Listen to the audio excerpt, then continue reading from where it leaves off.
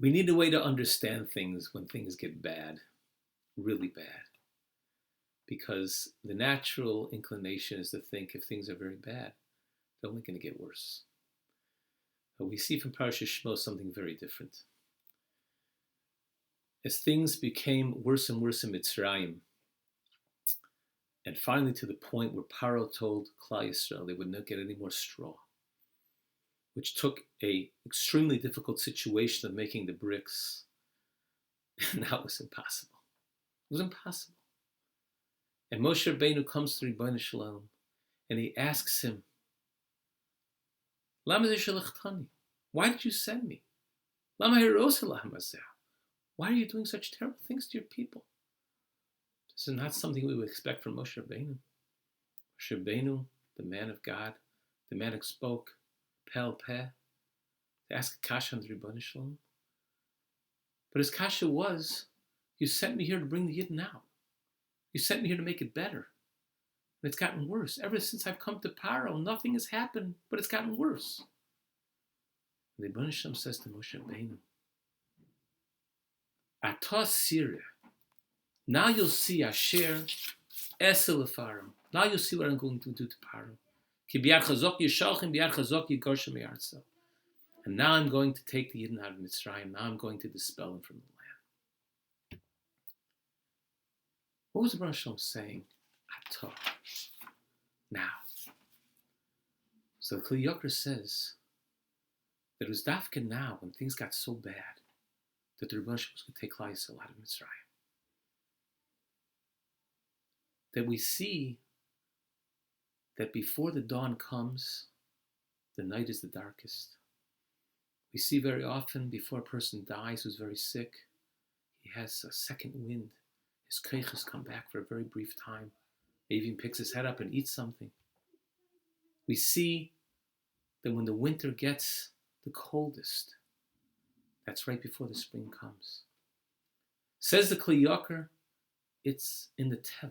The Teva is, as one thing is about to be removed, there's almost like this survival instinct in the Teva that doesn't want to be removed. That the darkness doesn't want to leave, so it strengthens itself before the dawn comes. The Chayil doesn't want to die, so he hangs on before he's taken away. The winter doesn't want to end, so it hangs on before the spring comes. So the Ribono Shel Olam said to Moshe Rabbeinu, Atah, now, you think it got so bad, it's getting worse, it's going in the wrong direction. Ribono Shel Olam said, no, Paro is hanging on for dear life right now, because I'm about to take him away. And it's now, when things are so bad, now is when the Geula is going to come.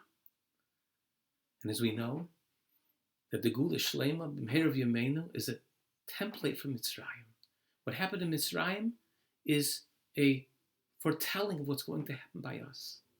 So just as in Mitzrayim, as things got worse, that was the indication that the Geula was getting closer. So too, when it comes to our Geula, Bez Hashem, things get worse. We look in the world, a political situation which seems to be unstable, an economy which is in shambles, powers in the world that are about to go to war with each other, social unrest that it's about to be triggered again, a pandemic which seems to be getting worse. What will be the answer? We look at things getting worse and we think, oy vey, what's going to be? And we have to deal with our situation. We also have to know that before Geula, things are going to get worse. And that's the Havtocha, that's the Betochen we have.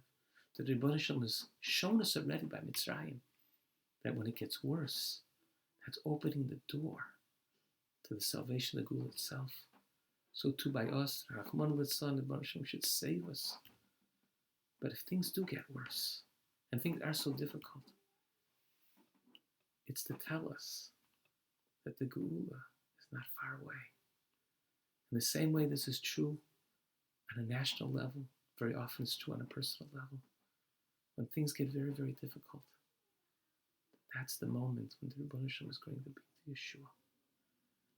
Bez Hashem, we should learn from this Kli Yakar, from these Psukim and Shmos. It should be a chizuk for us, for Mishpachas. Give us a betochen to go through.